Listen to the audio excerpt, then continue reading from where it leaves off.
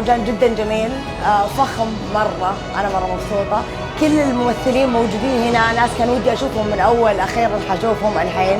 غير طبعا أنا موقع مع MBC أكاديمي، هذا الحاله بالنسبة لي مرة مبسوطة. اللوك حق اليوم المصممة سمر زهران السعودية، براند ديلوك، ميك اب نورة صعلوك، شعر سمر شيخ، المجوهرات طبعا من سليمان الخميري.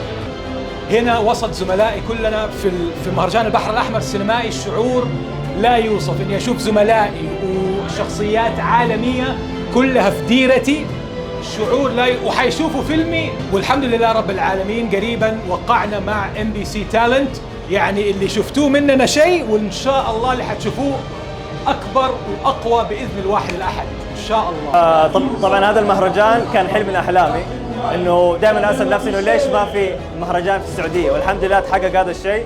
وهذه نقطة بداية التحول الصناعة في السعودية للسعوديين ولأي إنسان له موهبة ويبي يطورها.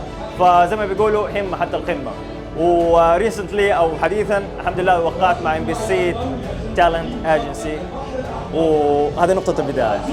مهرجان البحر الأحمر السينمائي الدولي في دورته الأولى اليوم يعني يفتح للصناع الباب الكبير زي ما يقولوا. اليوم يعني عشرات من المبدعين السعوديين، بكرة مئات وآلاف من المبدعين السعوديين. لبس اليوم حرصت على أنه يكون هوية سعودية، لأنه شيء نفتخر فيه، من تصميم شاب بوتيك المبدعين الله يديهم العافية، تصميم سعودي بأيدي سعودية.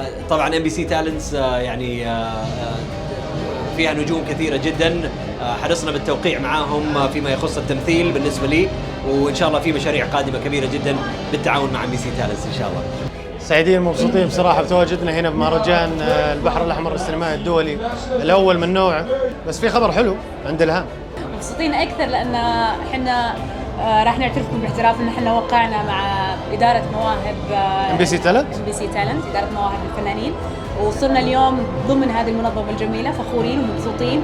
بالنسبة للملابس أنا اليوم توجت نفسي باللون الأحمر استنادا على فكرة مهرجان البحر الأحمر من المصممة الجميلة المصممة السعودية إيمان العجلان.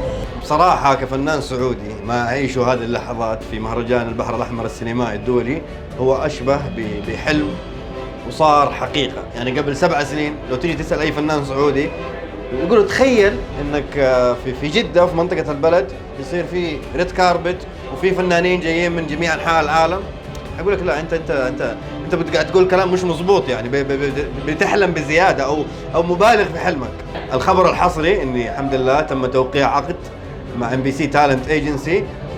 فخور بانضمامي لهذه العائلة ومتفائل جدا بالخطوات القادمة.